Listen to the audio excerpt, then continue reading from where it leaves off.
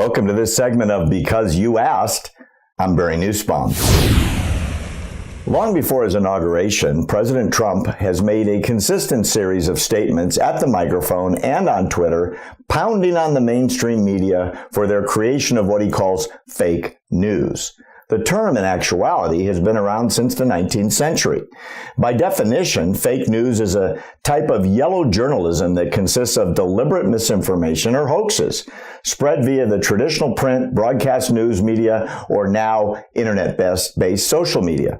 Fake news is written and published with the intent to mislead in order to gain financially or politically, often with sensationalist, exaggerated, or patently false headlines that grab your attention. And now, the world has seen what may be the most amazing video capture of fake news being created in history. Today, on Because You Ask, we will answer the question, what fake news did CNN create in London, and why did they do it? Here's what happened. On Saturday night, a trio of terrorists attacked Londoners. After ramming as many pedestrians as possible on the London Bridge, they left their van yelling, "This is for Allah," and proceeded to stab as many people as possible before being shot dead by London police. They killed at least 8 people and injured 48 more, some still in critical condition. The next day, on Sunday, CNN aired a feature showing reporter Becky Anderson standing in front of the Muslim Mothers Rally. Behind her appeared to be a large crowd of women in hijabs holding up their moderate Islam signs while protesting the recent London and Manchester attacks. In their hands were signs that were liberal-friendly with slogans like "ISIS will lose" and "Love will win."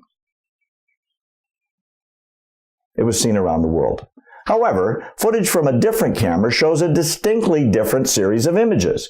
Before Anderson begins reporting, the protesters are guided by police to stand directly in front of the camera and frame it tight so it looks like they were part of a much larger protest. The handheld side camera goes on to show Anderson reporting in front of literally a handful of Muslim women. And it was not seen on CNN that this completely empty street behind them was deserted. I want you to see fake news being born. Here is the amazing video.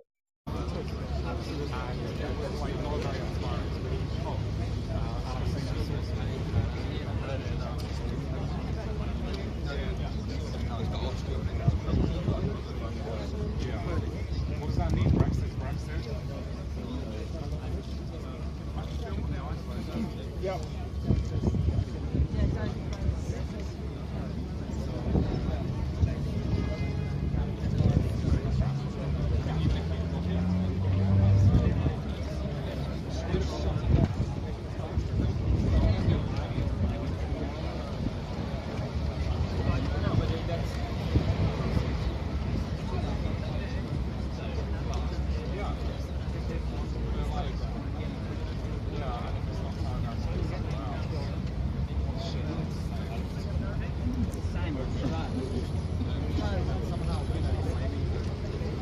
That sign with rap sign.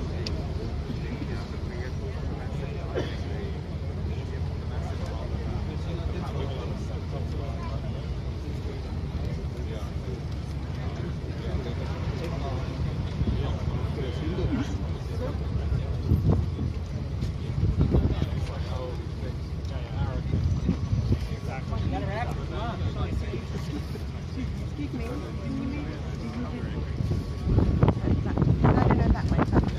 Simon Moses, start recording. I want to show you now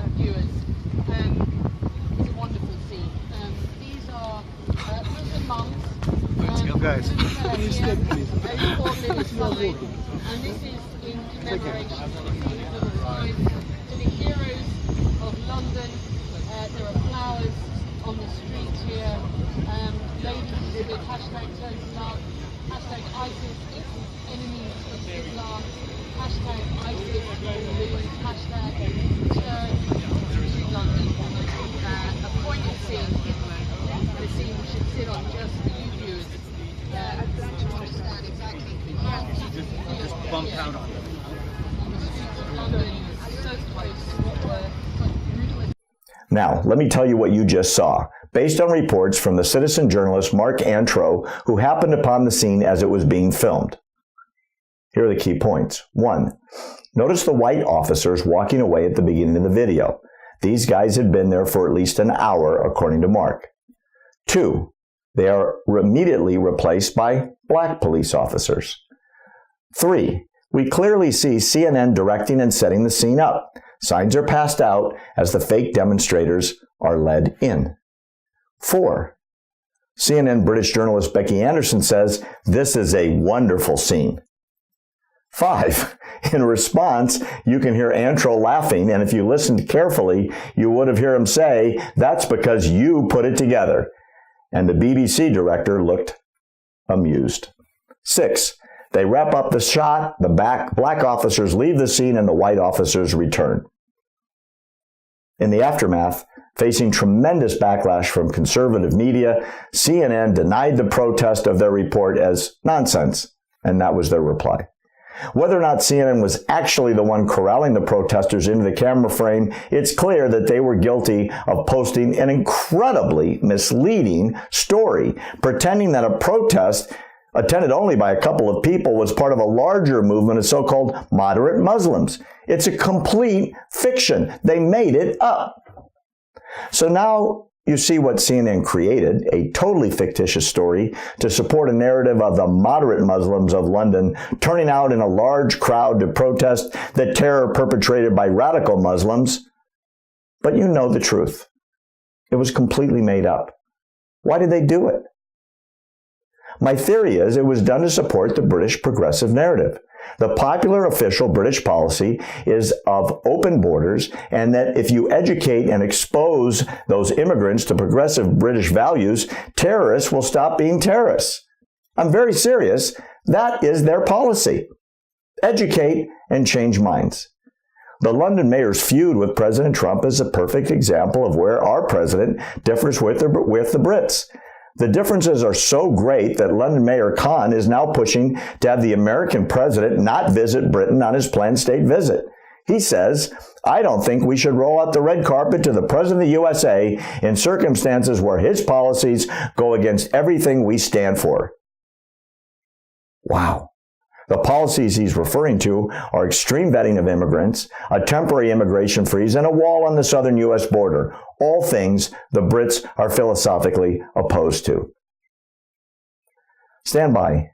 We will see if the British policy on immigration and terrorism begins to change in the coming months.